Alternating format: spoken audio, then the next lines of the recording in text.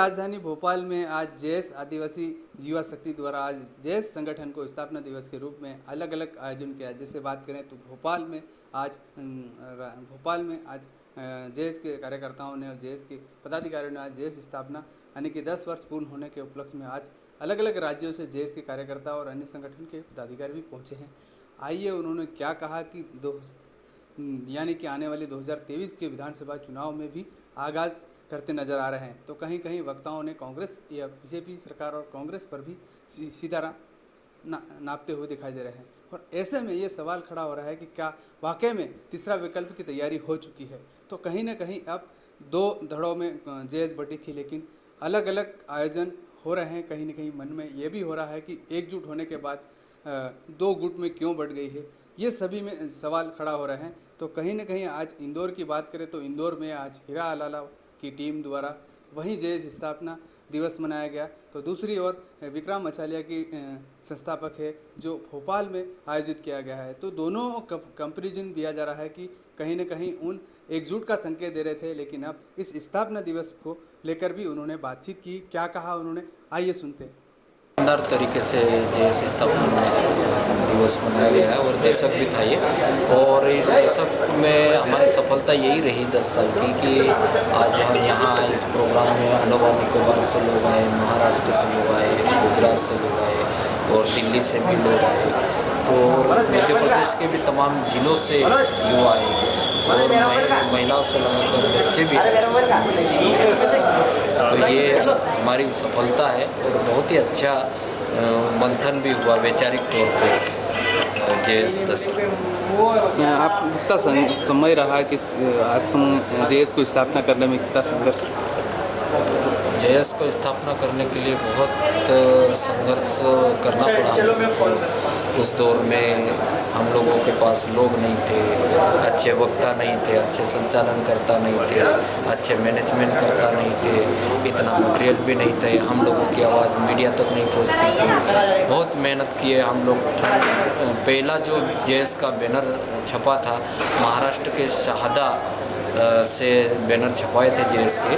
और वहाँ पर उस दौर में जब जेएस ये बैनर छपाए थे तो ठंड के दिन थे। ठंड के दिनों में हम लोग जब बैनर लगाने जाते थे तो लोग हंसते थे, बोले ये क्या कर रहे हो तुम पढ़े लिखे लोग, फालतू काम कर रहे हैं। लेकिन धीरे धीरे हमारा जो काम था, वैचारिक काम था, वो रंग लाया और 5-6 युवाओं से बढ़ते बढ़ते आज एक कारवा बन गया। और बड़वानी एक छोटे से ज़िले से जेएस का कार्यक्रम रहा और आज राजधानी में एक भव्य कार्यक्रम रहा।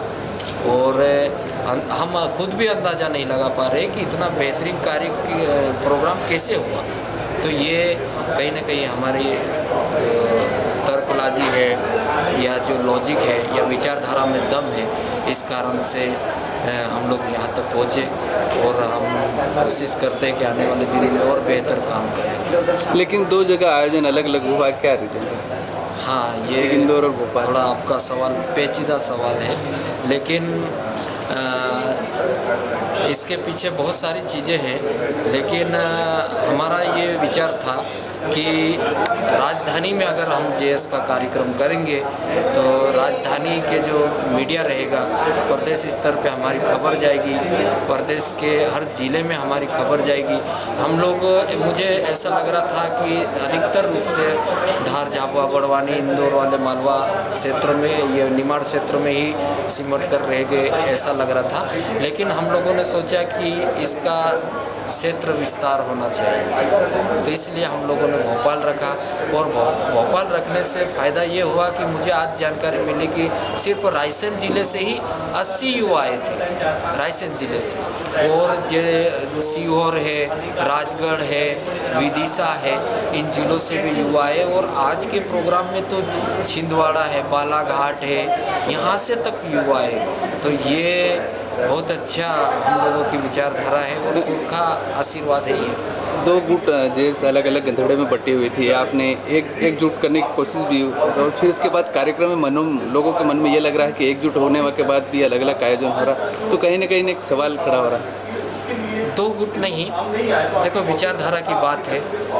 विचारधारा, मुद्दों और विचारधारा और संघर्ष सभी का एक है। व्यक्तिगत रूप से कुछ अपने अपने विचार हो सकते हैं, अलग रास्ते हो सकते हैं, लेकिन जेएस का जो उद्देश्य है, जेएस का जो सिद्धांत है, जो मौलिक सिद्धांत है, वो तो एक ही है। और उसी सिद्धांत पे कोई भी व्यक्ति साथ में काम करता है तो वो हमारे साथ है, इसमें गुट वुट मुझे नहीं लगता है।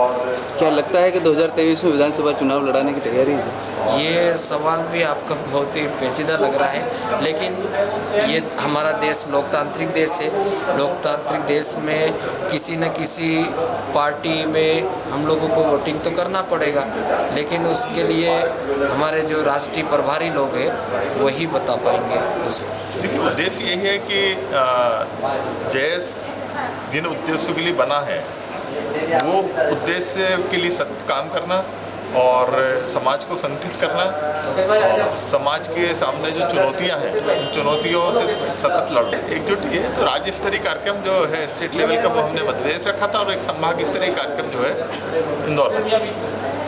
क्या रहा 2023 की तैयारी है? नहीं, 23 की ये तो सतत है, राजनीतिक एक सतत प्रक्रिया है। और जैसे जिस तरीके से पंचायत चुनाव में हिस्सा लिया, मंडी चुनाव भी आएंगे, सहकारिता के भी चुनाव आएंगे, तो इसी तरीके से विधानसभा लोकसभा के चुनाव में हम तो सतत जो है ट्राइबल लीडरशिप जो है स्वतंत्र नेतृत्व खड़ा कर रहे हैं। कहीं कहीं दूसरा जगह टूटते जा रहा है, बीजेपी के अंदर जा रहा है, ऐसा लग रहा है। देखिए, अब जो लोग जिनका जमीर जो बेच चुके हैं उनकी मैं क्या बात करूं। भारतीय जनता पार्टी और आरएसएस की जो विचारधारा है वो आदिवासी विचारधारा के एकदम विपरीत है और हम लोग कभी उस विचारधारा से समझौता नहीं करेंगे। आपने भी सरकार के खिलाफ कई बार खूब किया अपना काम सरकार के खिलाफ, अभी भी कर रहे हैं।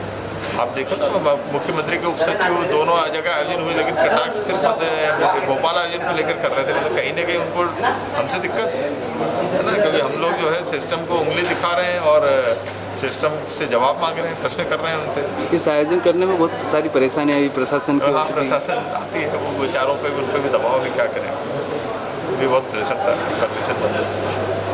तो ये आपने सुना किस तरह के जेएस स्थापना दिवस पर अलग अलग वक्ताओं ने अपनी बात रखी और सरकार को किस तरह कटघरे में खड़ा करने की बात भी कही। अब आने वाले चुनाव में तय होगा कि 2023 के चुनाव के विधानसभा चुनाव में कांग्रेस को समर्थन देती है या बीजेपी को।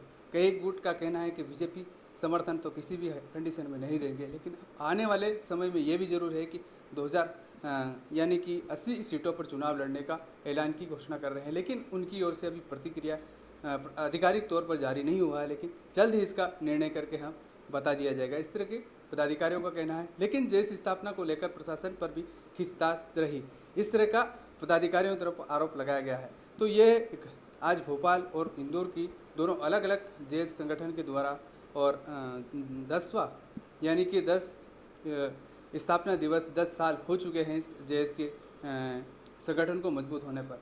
आज इसीलिए अलग अलग वक्ताओं ने अलग अलग राज्यों से आए कई वक्ताओं ने भी अपनी केंद्र सरकार और राज्य सरकार पर भी सीधा नाचते हुए बताया कि किस तरह के निशाना साधा और उन्होंने अपनी सरकार पर बताया कि कहाँ आदिवासियों के साथ अन्याय हो रहा है, उन पर भी खरे उतरने की बात कही।